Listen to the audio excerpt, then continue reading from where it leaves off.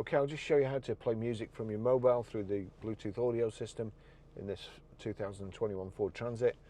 First of all, we go to music, we look at the song that's playing. I've got it turned down at the moment, but you'll see there at the bottom the silver triangle and the silver circles. If I click on that, you've got a choice between iPhone and Ford Transit. It's on Ford Transit. That means any audio that I play on here will play through this system if you have it set right.